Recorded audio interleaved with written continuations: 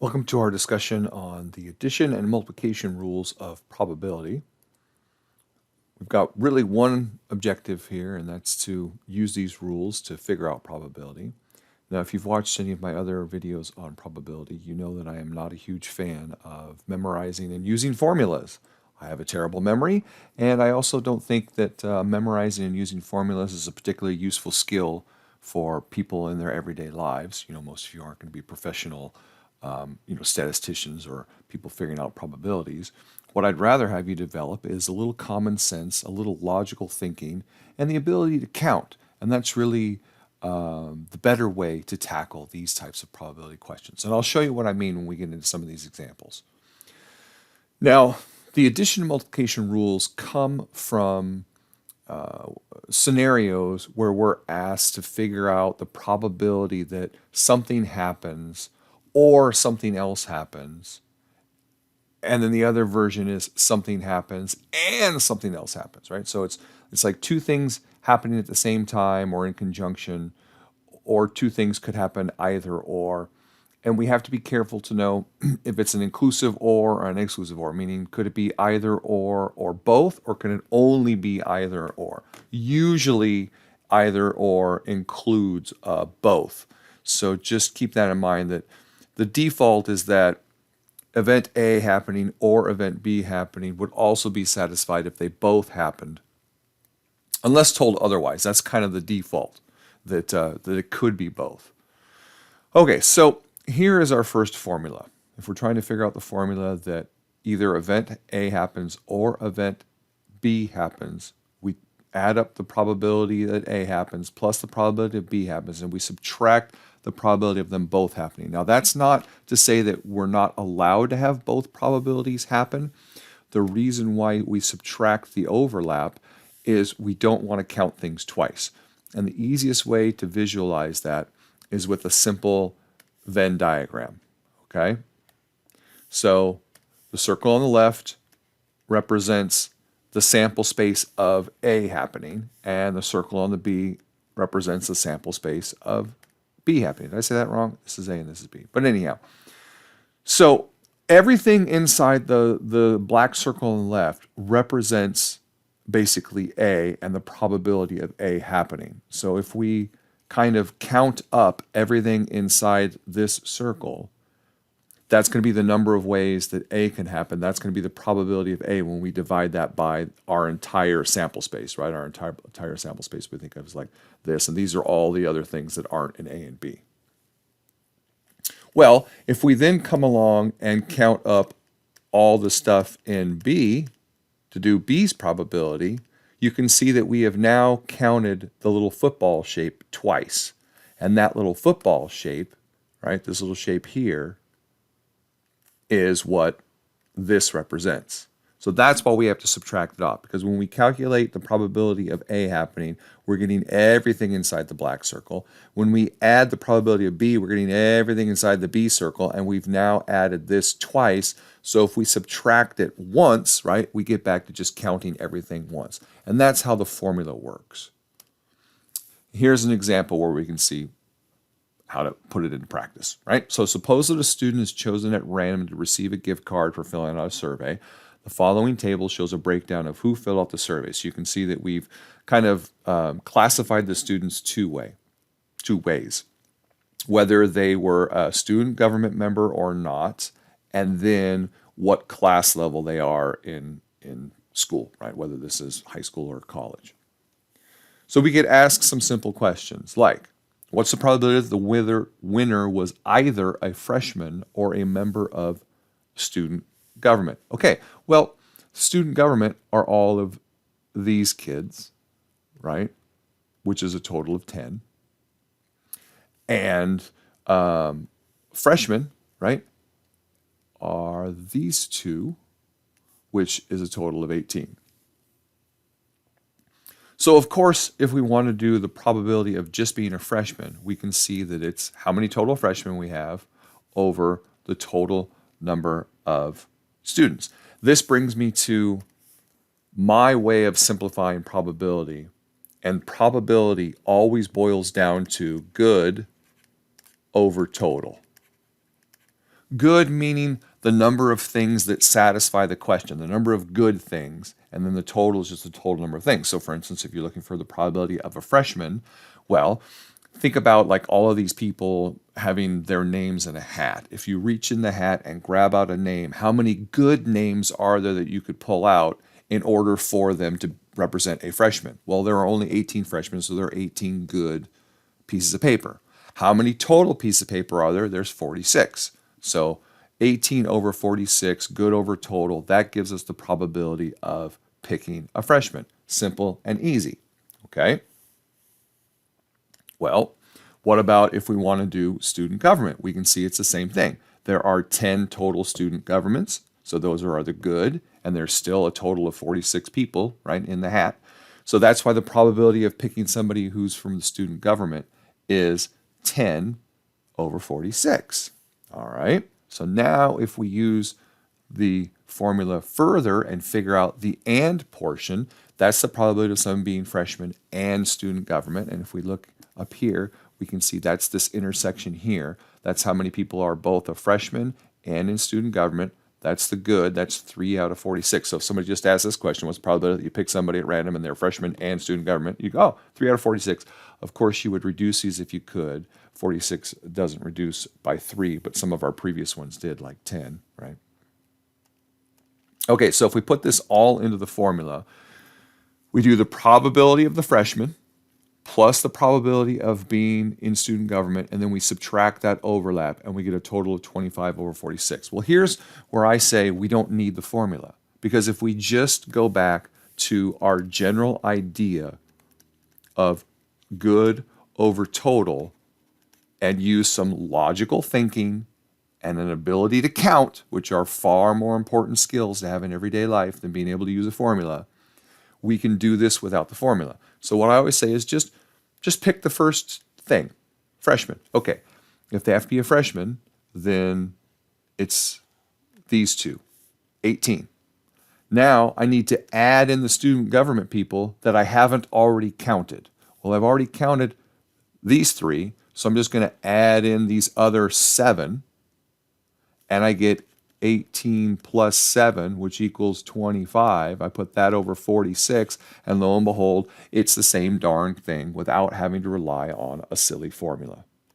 Now, I apologize if your teacher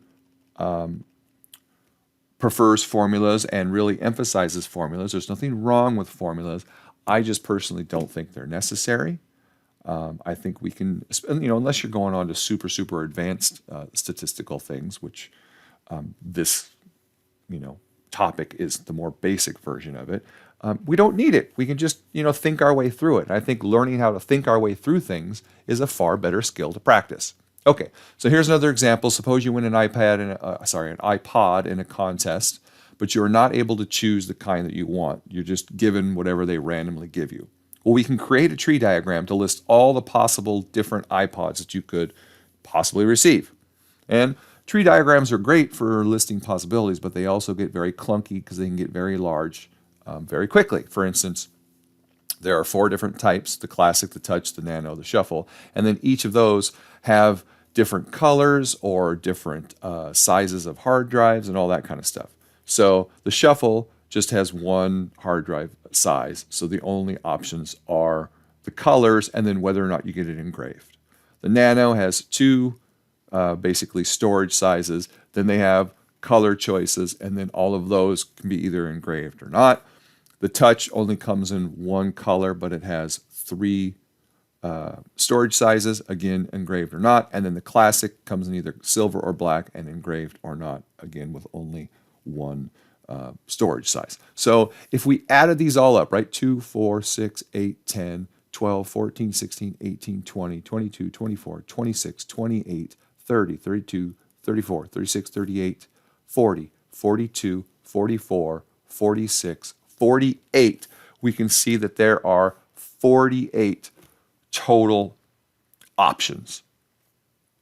Now, if we want to know what's the probability that you get kind of the iPod that you like, and that would be, it has to be orange and not engraved. You don't care about the size or the type. You just want an orange one because that's your favorite color and you don't want it engraved. Well, then we have to count up how many of these are orange and not engraved. And we can see there's one here, there's one here, there's one here, right? Sorry, I was thinking orange and not engraved. We just want orange or not engraved. So first we have to pick out all the oranges. So here's two here, and two here. That's why you have 6 that are orange.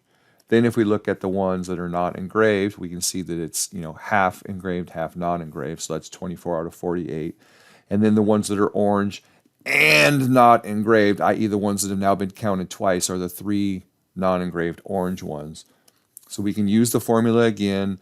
Probability of orange plus probability of not engraved, subtract the overlap and get 27 out of 48. But, like I said, with our good over total technique and just counting up all of the good, we could sit here and go, okay, how many are not engraved? We know there's 24 that aren't engraved. Now let's add in how many orange there are that we haven't already counted. Well, there's the 3 engraved orange ones. So there's the 24 plus 3 gets us back to 27. So that's my point, is you can always just pick one of the 2 options. I normally suggest pick the one that gets you the biggest amount of stuff first, and then add in the smaller group, or just pick one if you don't see that kind of difference between the 2, and then go from there rather than using a silly formula. But you can use the formula if you want. Now, when we're doing mutually exclusive events, the addition rule becomes a little simpler. We no longer have to subtract the overlap because, remember, mutually exclusive events don't overlap. So if we did our Venn diagram, instead of looking like this, right, it would look like this. They don't overlap. So if you count up everything in A, you count up everything in B, you don't count anything twice, and you just get that. Nice and simple. So why don't we give this a try?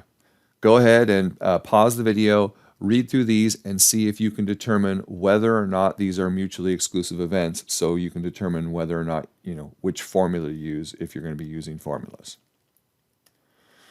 As we can see, the first one is mutually exclusive, the second one is not. Why is that? Well, A consists of randomly selecting an adult from the mall who has shopped online at least once in the past 6 months.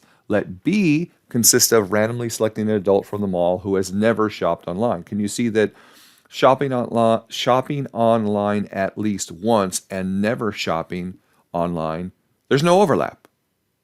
If you never shopped online, then you couldn't have shopped online at least once. So those are mutually exclusive. In the second example, A consists of selecting an odd number and B consists of selecting a prime number. Well, we know that prime numbers consist of odds, right? In fact, they're all odd except for the first one, which is 2, and then every other prime number is odd. So there's a huge overlap between those 2 things, and therefore they are not mutually exclusive. So if you wanted to, for instance, calculate the probability of picking an odd or a prime, you would basically just add all that, figure out how many odd numbers you have, and then just add in 2, because within all those odd numbers are going to be the primes, and the only prime that isn't an odd is 2. So by counting up all the odds, you've basically counted up all the odds and all the primes except for 2. So you add in 2, and there you have everything. And you haven't counted anything twice because you just simply counted the odds first and then went to adding in the prime. Okay, how about another example? Suppose that you decide it's time to get a pet. Your apartment complex allows you to have only one pet, and you decide to go to the local animal shelter to adopt one of the available pets. Because you can't decide between a dog and a cat, you've left the choice up to chance.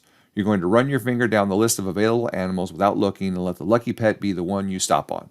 Now, the following graph shows the available animals on the list at the shelter.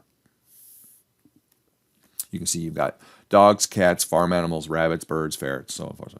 Unfortunately, you didn't consider that other kinds of animals might be on the list, so what is the probability that you choose either a cat or a dog to take home with you? Well, we need good over total. If they have to be a cat or a dog, how many good choices do you have? Well, these, which is 24. And then what's our total? All of them added together. So 24 plus 3, 4, 5, 6, 7, 8 more, right? Which is 32. And then you would reduce that, and that would be your answer.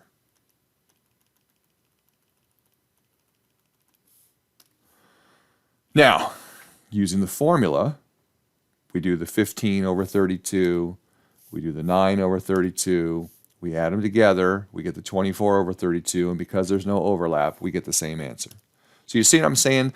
The formula always works, but good over total is just a way of thinking your way through the same question without having to rely on a formula. But by all means, if you understand the formulas, and you put them in your notes and you feel comfortable with them, just keep using them. Okay, so even though you forgot about the fact that other animals might be at the shelter, you still have a 75% chance of randomly choosing one, and a 25% chance you'll select one of the other animals, which just means you'd have to choose again. All right, how about number 4? Choosing your college can be an exciting and nervous time in the life of a high school student. Emma has finally narrowed down her choices to the top 4. She's also given each school a probability based on certain characteristics. So her first 4 choices, or her top 4 choices, A, B, C, and D. And then the characteristics, right, closest to home, best sports, her best friend's choice, and best academic program for her choice. And these are the probabilities. You'll notice that 65, 75, it adds up to 1, which we have to have. This is what's basically called a probability distribution, where we have different outcomes, right? She could choose any of these 4 things, and these are the only 4 choices she could do. So this is a complete sample space of choices. Of these 4 choices, they each have a different corresponding probability, and the sum of those probabilities must always add to 1. Otherwise, it's not a complete probability space, and it's not a complete probability distribution. Now, you could, of course, have a 5th option of not choosing anything, right? And then you would have to adjust the probability so that all 5 add up to 100. But you get the idea that you have to account for all possibilities, and so therefore all possibilities have to add up to a probability of 1. Okay, so since she's going to choose just to go to one school, right, and not both at the same time, the events are mutually exclusive. So we just need to add the probability of her choosing University B to the probability of her choosing University D. And that's simple. 10% plus 35%. It's a 45% chance she's going to go to either of those 2 schools. Right? And we could redo this question over and over again. What's the probability that she's going to go to either A or C? Okay, so 25 plus 30, that's a 55% chance, right? What's the probability she's going to go to either B or D? Well, that's 45. Oh, we just did that one. How about C or D? That's 65, right? So it's very easy when things are mutually exclusive. You can just add them together. But even when they aren't mutually exclusive, if you just think your way through it and use my good over total technique, it still becomes pretty easy. Okay, let's talk about independent and dependent events. Independent events are events where the result of one event does not influence the probability of the other, i.e. they're independent of each other. One has no influence on the other. Think about rolling dice. If the first die comes up, the number 6, that has no bearing on what the second die comes up, right? So those 2 die, events, the numbers on each, are completely independent of each other.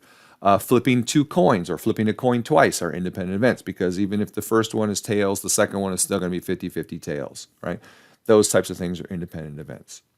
Dependent events are events where the result of one event influences the probability of the other. The most common kind of dependent events you'll ever come across is when you have to choose more than one object from a collection of objects. So for instance, if you're going to pick 2 cards out of a deck of cards and you want to know the probability that both of them were diamonds, right? Well, first of all, you have to know what a deck of cards looks like. You have to know that there are 52 total cards. And you have to know that out of those 52 cards, there are 13 diamonds.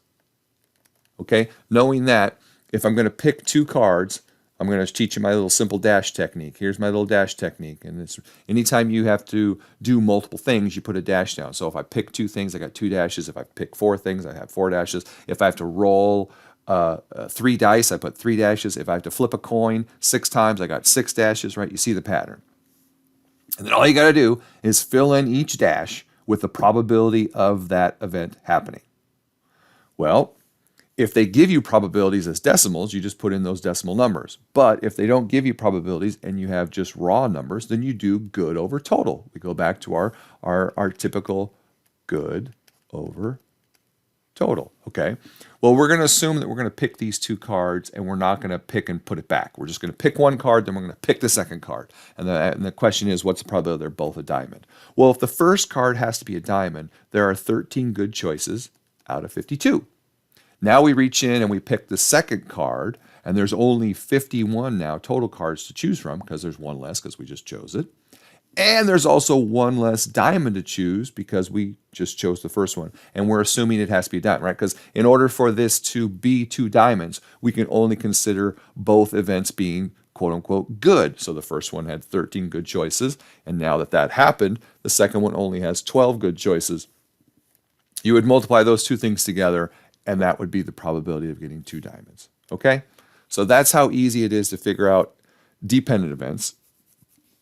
Independent events are even easier because the numbers aren't going to change. It's just going to be the good over total of this one and the good over total of that one.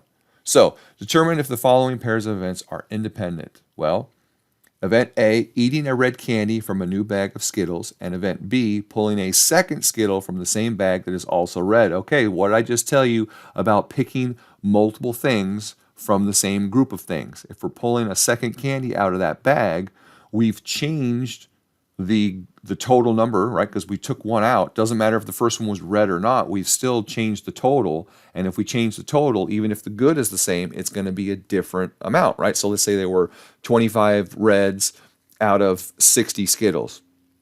The probability that the first one was red was 25 out of 60. Let's say we pulled a green. There's still 25 red, but now the probability that the second one's going to be red is 25 out of 59 because we have one less total, right? So as soon as you pull something out of a set of things, you have changed the probability of every other event after it because at a minimum, you've changed the total number of things in the collection. And at most, you've also changed the number of good things, if you're trying to get, the same thing over and over again. So these events are definitely dependent because of that. How about another example where event A is a woman giving birth to a daughter and event B, the same woman's second child, is also a girl? Well, right, it doesn't matter what happened the first time. The probability of it happening the second time remains the same. So, independent. How about this one? Tina's the first woman to finish the 2020 Boston Marathon, and then event B, Tina's the first woman to finish the 2021 New York Marathon. Now, I think this is kind of a bogus question because these are two completely different races. There should be no bearing on winning one having an effect on winning the second. But then people will go into all this stuff about, well, the best starting positions for runners are given to the winners of previous races, and so because of this, blah, blah, blah, blah. You know what? I'm sorry, no. The answer to this is they're independent. The chances of her finishing first in one race has no bearing on her finishing first in the second race, even if you take into account the starting positions, because people who start in the back still finish races, okay? So let's not get bogged down by the nitty-gritty details. Okay, multiplication rule for independent events is simple. If two events A and B are independent and we want to find the probability that they both happen, we simply multiply their probabilities. And we've seen some examples of these, but now let's put some numbers to them. Given a fair die and a standard deck of 52 cards, find the probability of rolling a 6 and drawing an ace. Because these two things are independent, we know we can do them individually. The rolling of a 6 is simply 1 out of 6. There's our good over total. And then pulling an ace, 4 over 52, also good over total. Multiply those two together, we get our answer. Can you see how this is my dash technique? Good over total, good over total. Okay? Now, multiplication rule for independent events continues. Suppose we know the following breakdown for internal medicine / pediatric hospitals hospitalists who work at Madison Regional Hospital and the ages of their patients on a given day. So the gender of the hospitalist, the person working in the hospital, male, female, there's 6 and 7, right? And then the patient age, less than 35, between 35 and 55, and then over 55. So now we can ask some questions like, what is the probability that the first patient treated is over 55 years old and treated by a male hospitalist at Madison Regional Hospital? Well, first of all, we're going to assume that the patients have no choice over who treats them, right? They can't say, I prefer a male or I prefer a female. They're just going to, get who they get. And so because of that, we can treat these things as being independent, and we can just figure out, okay, the probability that they're male is 6 out of 13, that the hospitalist, right? And that they're over 55 is 21 out of these added together, right? Which is, 11, 12, add to 1, 3, 4, 5, 6, 7. Looks like 72. Let's check my math. Yep. So there it is. Over 55, 21 out of 72. Being a male hospitalist, 6 out of 13. Multiply those together. Simple and easy. The conditional probability of an event B happening given event A is the probability of event B, assuming that event A has already or will at some point occur. And we write this as the probability of B given A with a little vertical line read as given. Okay? So whenever you see this little vertical line symbol in between two things, read it as the probability of B given A. So the vertical line just really means given in English. Now, if A and B are dependent events, the probability of event A happening and event B happening is this ugly formula. You got to do the probability of A times the probability of B given A. So we're just simply still trying to figure out the probability that two things happen if they're dependent events. Well, we could also just do it with the simple dash technique and just make sure that we adjust our numbers for the dependent condition.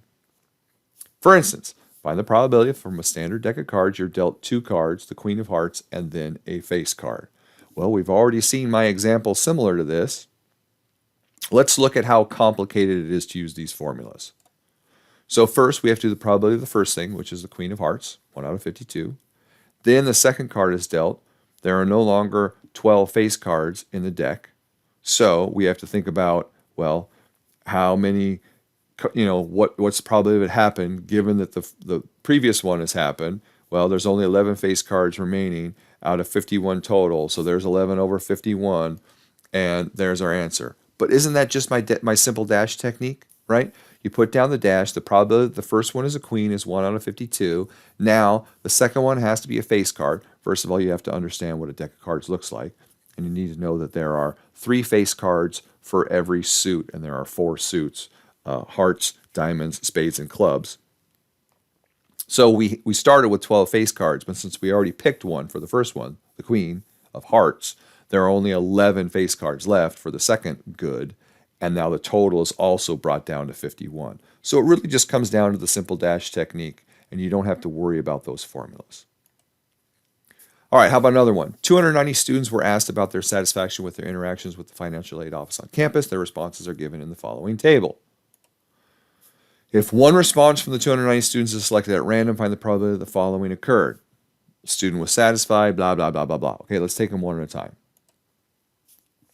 Look at part A. If one response from the 290 students is selected at random, find the probability that the following occurred. The student was satisfied with their experience. Well, all we have to do, one student, doesn't say anything about what the student has to be, so we just add up all the satisfied students, which ends up being 144, and then we divide that by the total, which they told us is 290, and we get, almost 50% chance they were satisfied. Okay, part B. The student was satisfied given that they were a senior.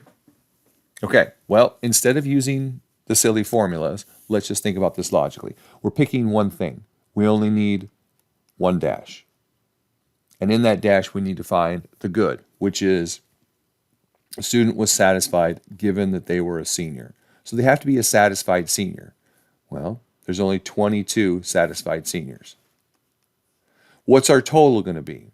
Well, stop looking down here. Think about this logically. Don't just jump to the answer.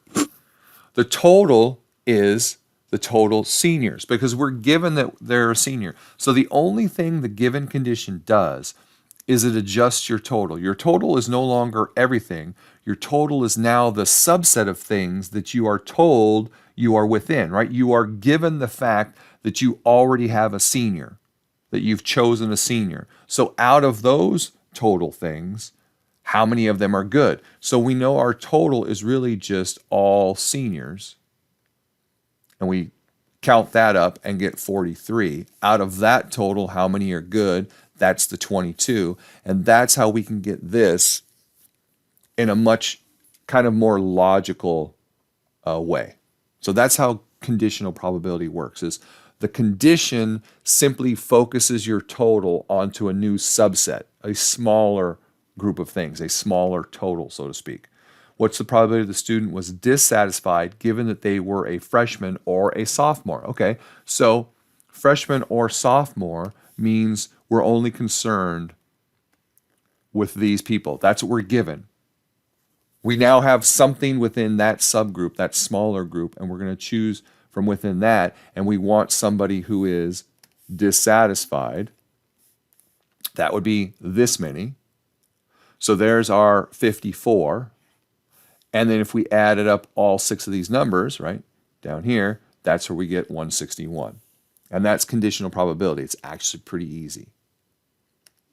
Next, the student was a graduate student given that they did not use the financial aid office. Okay, so we're given they didn't use the financial aid office, so that means we're only looking at this set of things. Those are all the people who did not use it.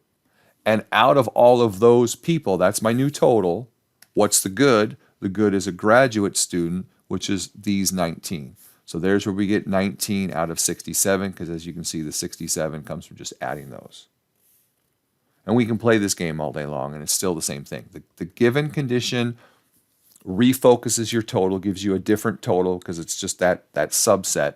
And then within that subset, you count up how many are good. All right, how about another example? Studies show that men have a 1 in 6 or about 70% chance of developing prostate cancer. A PSA test is used to detect prostate cancer and can give either a positive or a negative result.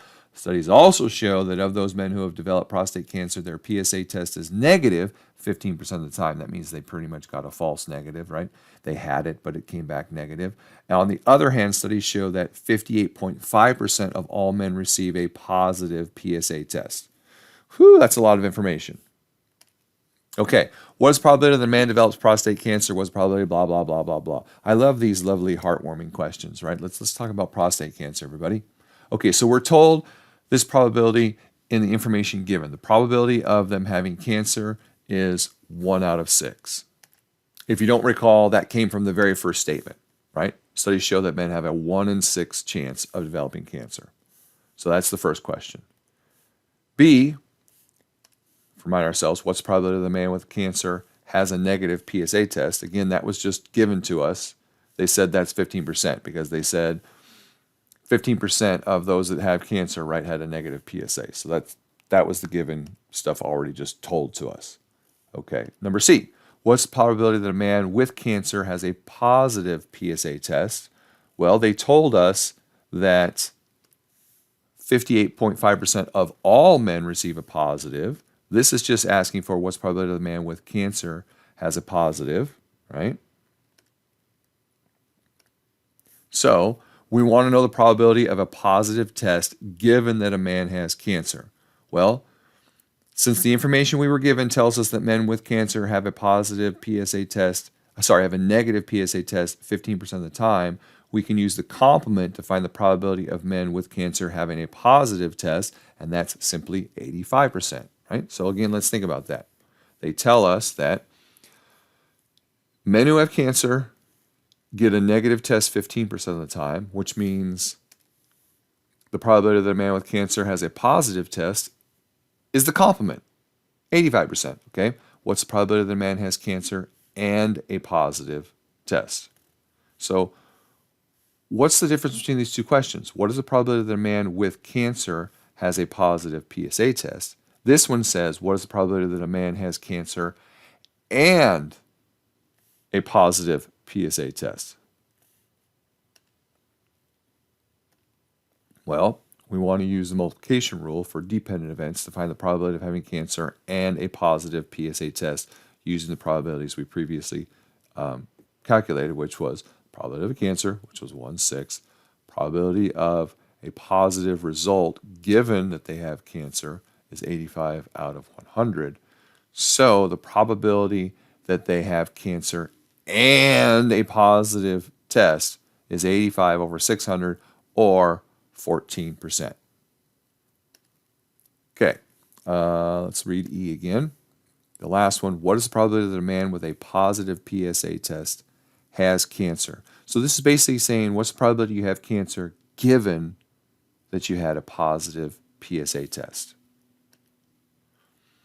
And that's, what's tough about these questions is you have to make sure that you're reading them correctly. We want to know the probability of a man actually having cancer given that he has a positive test, right? And we weren't given this information, so we'll need to rearrange the multiplication rule for dependent events to figure it out. Here's our formula. Here's the probability of B given A. Here's the probability of A, and this is the probability of A and B. We know everything except for this, so we can just divide by this to solve for that one, which is what we're doing here.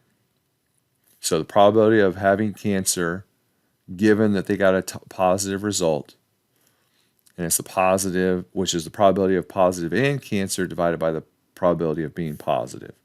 We can plug in all those bits and pieces that we got from previous results, do a little math, right? Do a little simple working with fractions, and get 24%. So it means that given that you have a positive PSA test, the probability that you actually have cancer is approximately 24%. Okay, so that's how we would do everything with the formulas. And it probably made your head spin. I know it made mine spin. I would much rather be able to think this through just using some numbers and some logic. So here's the technique that I always teach when dealing with these types of questions. And by these types of questions, I mean the types of questions where instead of them giving you a number of things, like, did you notice the difference between these two questions? The previous question, we had a nice little table full of numbers, and it was really easy to figure out conditional probabilities and all sorts of things because we could just count up numbers and divide by totals and all that kind of stuff.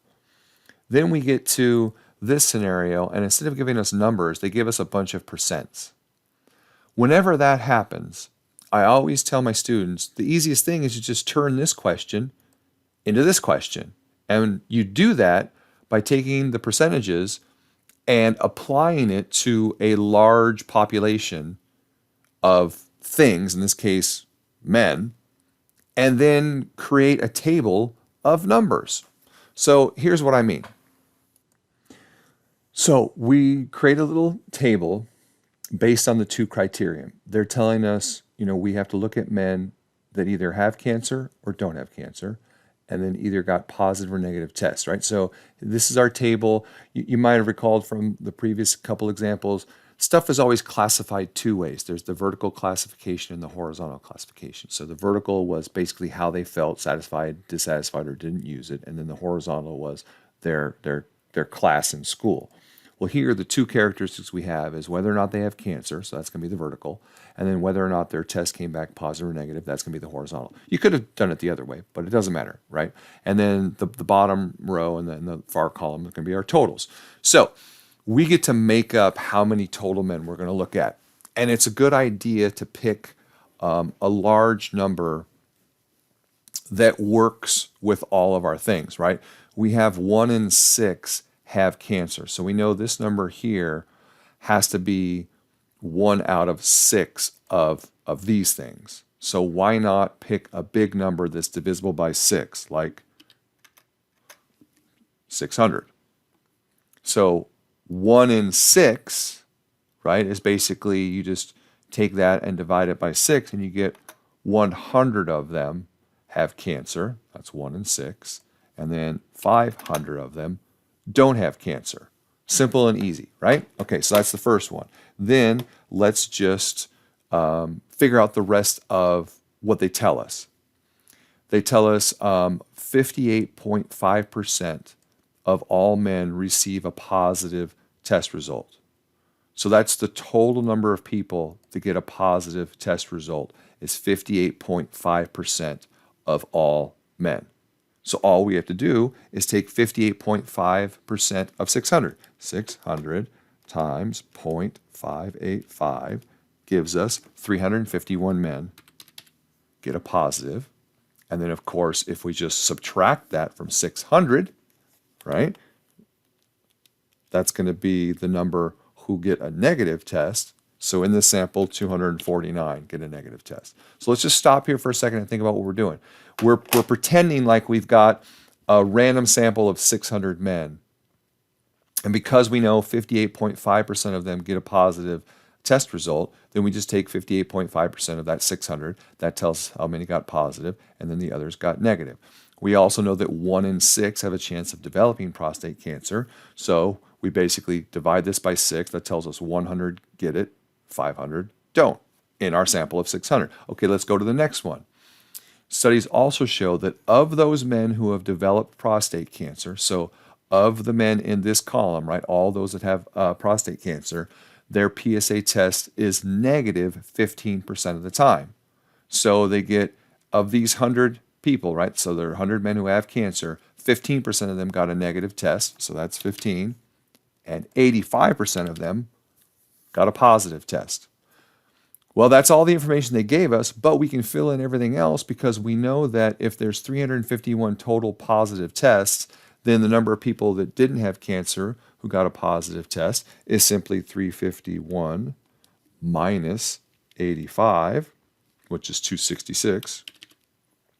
And lastly, we could do this either way, 500 minus 266 or 249 minus 15. In fact, let's do it both ways to just double check our work. 249 minus 15 gives us 234.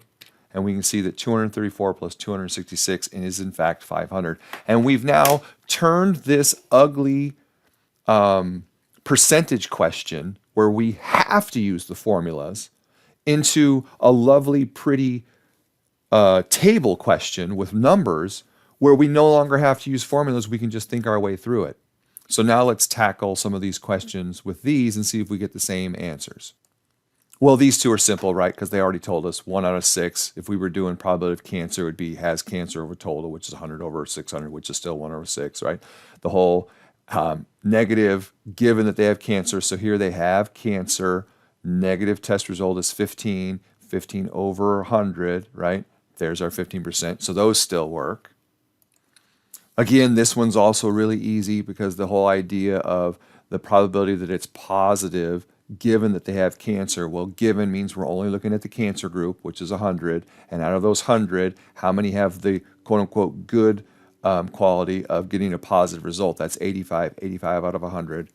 There's that answer. Finally, let's tackle one of the more difficult ones, right? The probability they have cancer and a positive test result. Well, the probability they have cancer are these two numbers, 100. And then the positive test result means we just have to add in this number, right? Because this is the other group of people that got a positive test result. We don't want to add 351 because that's going to add 85 twice, right? So we have the 100 that have cancer plus the 266. So that's 366 total that have cancer.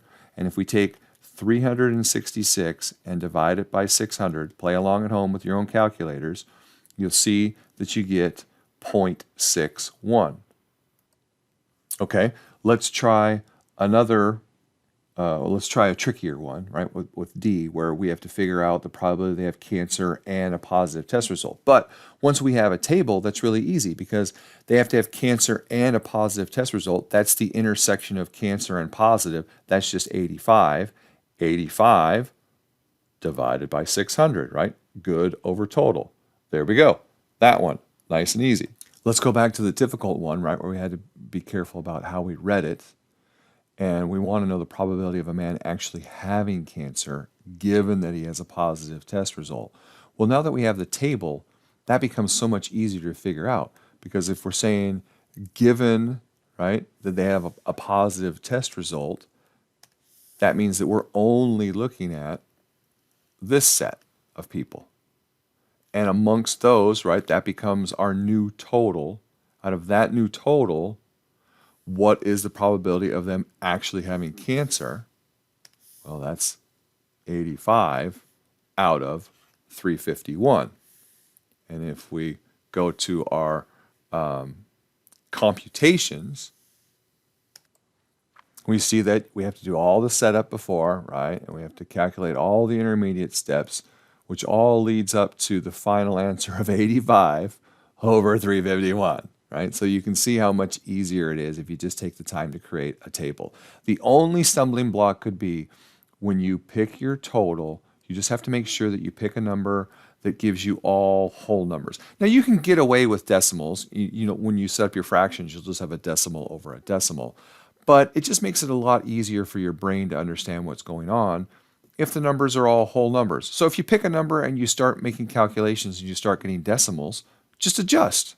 You know, for instance, if you just have one decimal, all you got to do is make your number bigger by a factor of 10, right? So for instance, if I had some decimals here, I could just make it 6,000, and then all of a sudden those decimals would go away.